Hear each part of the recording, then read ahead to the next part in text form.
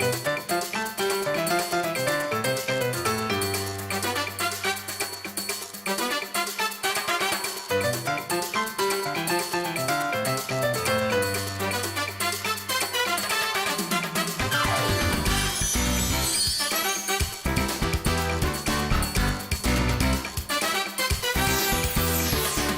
this episode, be tantalized by delectable French cuisine with an Asian twist. Start your antique collection with something truly exquisite. Find out why this boutique hotel is worth a detour. And discover all about raw desserts. It's finally May. I don't know if you've heard, our spotlight feature this month is about eating healthy. I think the first step towards being healthy is to have healthy eating habits. That is very true. And when you think about it, there are actually many things that we can do to achieve a healthier, better lifestyle. And they can be as simple as picking a healthy hobby that's right for you. Would that be like sports, anything like working out? Well, I'm thinking something that's physical today. Something that will ease your mind and make you very relaxed. You ever heard of penjing before? Potter scenery appreciation may be perceived as an activity that is more common among mature people, but that is certainly a misconception. Every pot here is a living art piece. The placement of branches, styling, and the pot all convey deep symbolism and reverence for nature. When it comes to appreciating beautiful things in life, there really shouldn't be an age limit. The concept of seeing the big from the tiny of penjing has certainly been attracting many people since ancient times. With the unique qualities of art, design, horticulture, and meditative gardening, the popularity of penjing in bonsai continue to grow around the world. Each year, the potted landscape draws thousands of new devotees internationally. Some people even see the art as a spiritual quest.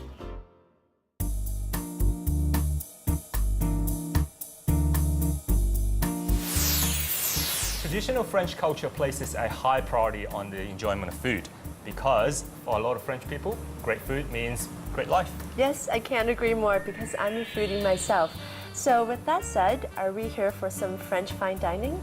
Well, we've been to quite a lot of superb French restaurants in the past with Dolce Vita. So this time, Michelin-starred chef Jacques Bonajon, he wanted to surprise us with his new menu with an Asian twist. The concept is for fine dining in a restaurant is not really too different than in French, but I need use the product come from to Asia because the delivery is so long for come to France, and I need use the product for the season in Asia, come from to Japan or Thailand, because the taste is not same than in French, as a customer is not same than in French. I need accommodation for the plate, for mix together French style and Asian style. Veloute is a French soup that is thickened with egg yolks, butter and cream. Combined with chicken stock and yellow wine, not only is it flavorful, it also matches very well with the sauté forest mushrooms. And here's the well-known delicacy in French cuisine, pan-seared foie gras. One of the key features of foie gras is that its fat will melt at just below the body temperature. So the foie gras will slowly melt in your mouth. Complemented with roasted apples and Jura wine sauce, the foie gras is decadently rich and sweet, giving an electric punch to the taste buds. Hi, nice to meet you, Florian. Nice to meet you. So I know the duck breast and the blue lobster, they are very traditional dishes in French cuisine, and I was wondering what contemporary approaches did you take to turn these two dishes into something special? Yes, these two dishes is very famous in France, the duck and lobster. Yeah, many fashion for make this plate in French, because this duck is cooked with French technique for the cooking, but I put inside the local product come to Asia, spicy and vegetable, and the same for the lobster.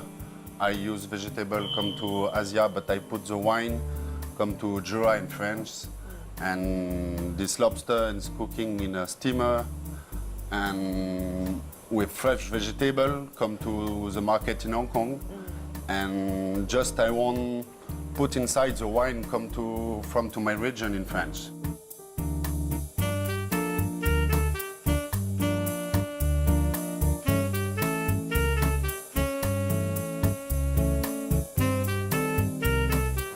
Excusez-moi. Wow! Now, Kelly, I know how much you like your desserts, so here we go. This is exactly what I was hoping for. Thank you, Marcus. I've been waiting for this course for a very long time. This looks beautiful. What is it? Now, this colorful dish in front of us is actually pistachio nougat and also parfait. And on the top, we've got a caramel burnt nest as well. It's beautiful, isn't it? Sounds really good. And what about yours? Well, you know how much I prefer my desserts to be not overly sweet. So I've ordered this refreshing dish. It's actually composed of apricot passion fruit sorbet, some biscuit, and some fresh pineapple. Sounds good. Let's dig in.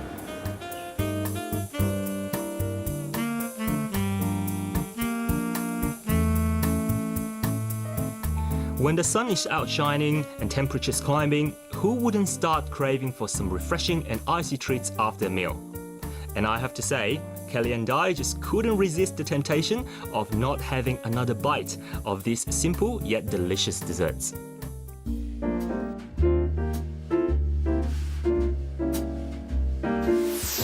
For those who are hunting for the best collectibles in town, Hollywood Road is a treasure trove of antique shops.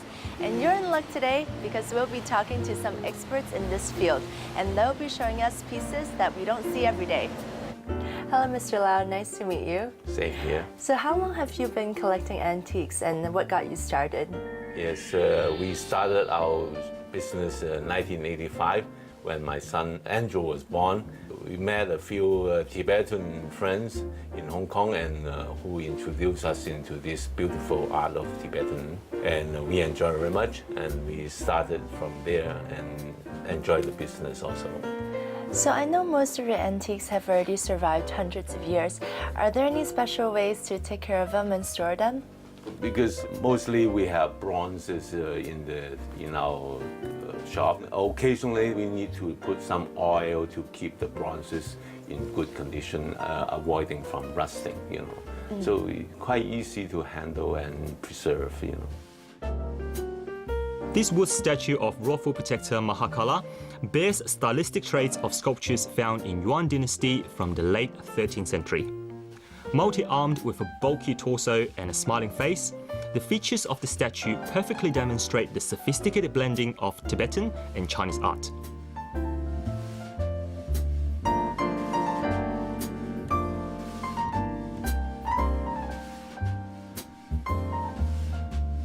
One of the oldest types of ritual tools in Tibetan tradition, purba is commonly used to suppress negative emotions, ward off evil spirits, and bestow blessings to the devotees. The bronze dagger is composed of 3 triangular facets, with each represents the blade's power to destroy the negative energies known as the 3 poisons, and they are ignorance, desire, and hatred.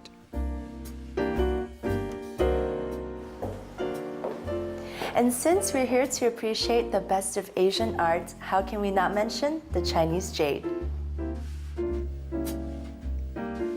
Translucent and glossy, jade has always been the prized material that runs through the history of China. A country with abundant deposits of jade, China is also well known for its special art of jade carving. I know you have 2 very precious items in your collection. Can you tell me what's so special about them? Well, these 2 pieces in the exhibition, one of which is a yellow jade ear cup from the Song dynasty. The second is a Qianlong period white mutton fat beast. The yellow jade cup is very simple. It's very thinly carved. The shape first appeared in the late spring and autumn period in the form of a lacquer ear cup, and it's passed down through the ages. This piece is very special because it's been widely exhibited in the US and also published. The second piece is a white jade mutton fat beast. It's from the Qianlong period, and you can see that it was very well loved and played with over the years. So what advice do you have for new collectors? I think the best thing is to buy what you love. You can visit lots of exhibitions to get an idea of what inspires you, what moves you. I think in the headlines these days, a lot of the times it's about how much money a piece makes. I think as a new collector, perhaps don't think about this and just go with your heart. That's the best advice I can give. Whether you're a novice collector or have been collecting for years, you agree that it's always delightful talking to the experts as they bring you new insights in antique collecting. Join us after the break and explore a boutique hotel. And get hooked on healthy and tasty raw desserts. Don't go away.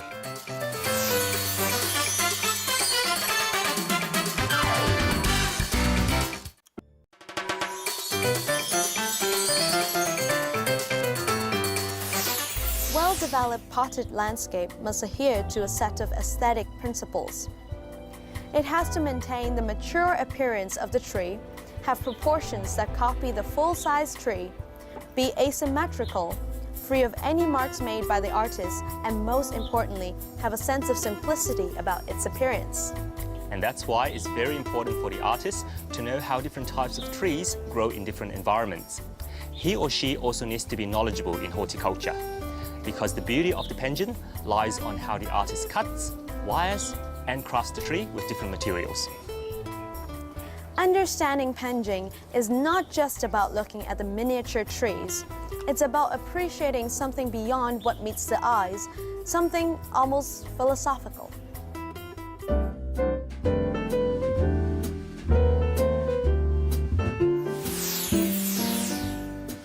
Hong Kong is a very small city, but it has a large and dense population. Living in such a crowded space, jam-packed with skyscrapers, people and cars, sometimes it could be a little too overwhelming. Indeed, the hustle and bustle of this crowded city can really wear us down. But fortunately for you and I today, we'll be doing something that's going to help us relax in a matter of minutes. Kelly, sounds like you've got something great in store. Well, I don't know if you've noticed, but Hong Kong is actually packed with boutique hotels. More and more boutique hotels are thriving in some of the busiest areas of Hong Kong, and each of them brings something new to locals and tourists alike.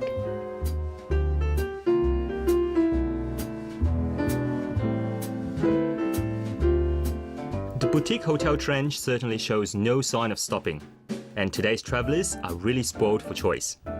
Nowadays, boutique hotels aren't only about ultra-modern furnitures and funky music in the lobby. Playing down dramatic design, a new generation of hoteliers has started to create boutique hotels with a cozy and inviting vibe. They're usually located in the bustling area with a lively surrounding, which allows travelers to experience the genuine feel of the city.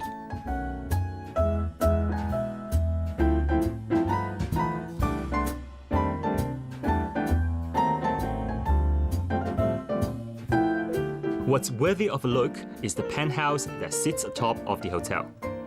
The duplex penthouse has a slight woody feel and offers plenty of space to stretch out. The warm and cozy settings give off the feeling of a leisure break devoid of all pressure from work.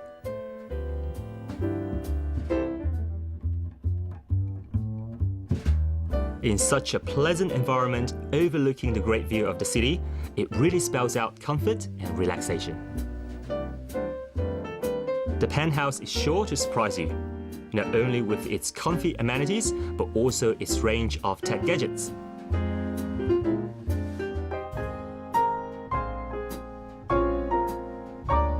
For those who want to set off on a tour of Hong Kong's past and present, there's a gallery full of vintage collectibles that will surely bring you back to the old Hong Kong.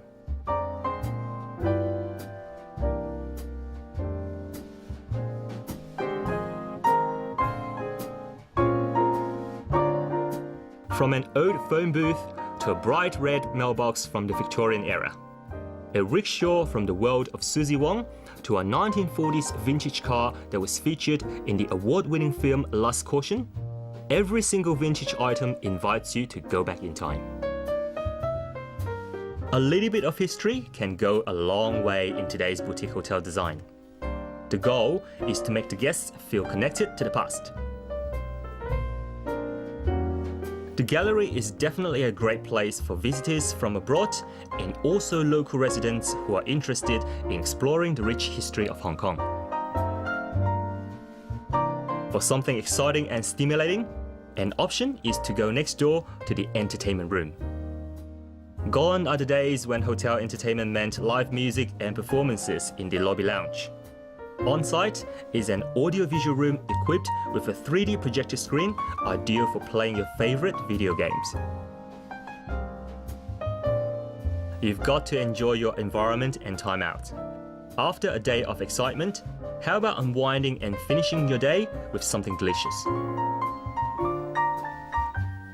You can chill at this vintage bistro and bar, decorated with memorabilia that allows guests to learn more about the history of colonial Hong Kong.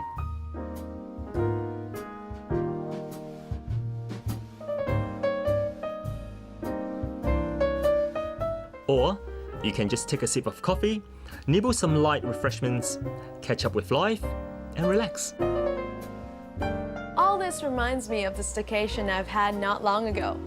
During that staycation, I visited a few nearby attractions besides having a very relaxing spa session. But this time, although I haven't been out of the hotel at all, I feel like I've already explored around Hong Kong. Yes, there are many ways to enjoy a staycation, and sometimes staying in can be fun too.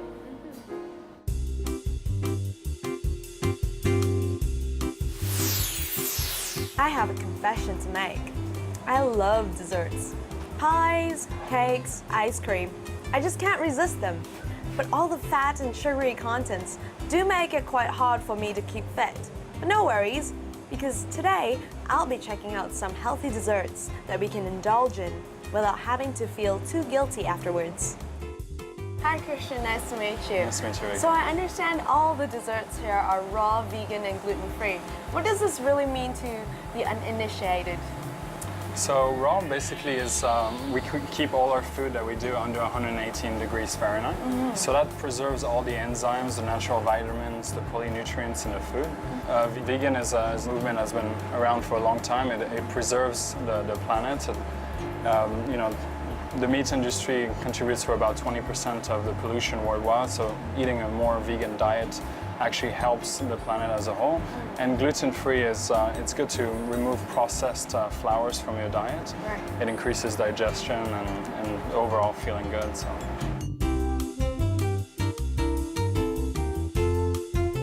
So what are some of the common ingredients used for making these desserts? So here we have a lineup of the most common ingredients we have. So we start with a very good antioxidant. It's raw cacao powder. We also have some cacao butter next to it, which is a fat solute. Will keep your dessert together once it cools down in the fridge. We have some beautiful dates. We have some Irish moss, which we use as sort of an egg replacer. It will give you a gel texture in your cake. So we have some cashew nuts that are soaked to release the natural enzymes of it and give you a nice creamy texture too. We have some cacao nib, very bitter, crunchy. We have some just coarse sea salt, and this is our main sweetener replacer. It's coconut nectar syrup.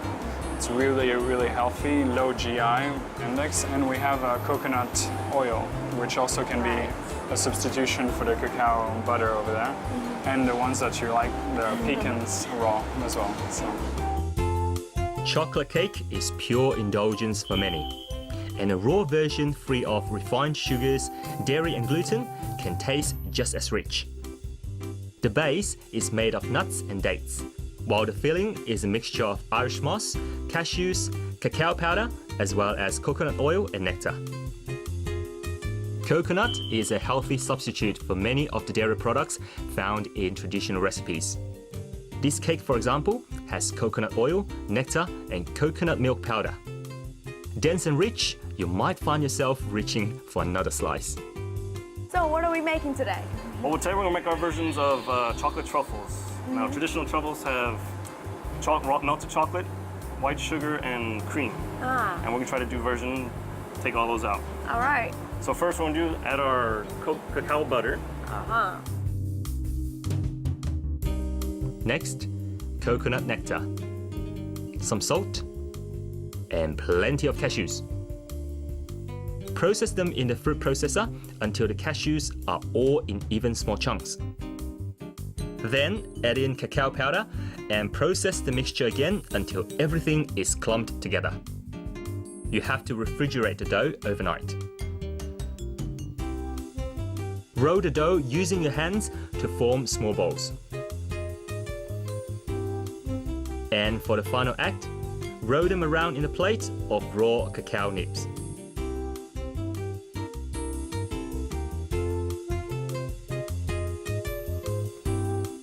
And ta-da!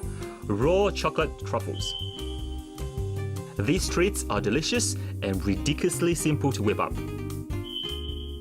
To make a coconut version, simply take out the cacao powder and cover the balls with chopped pistachio instead.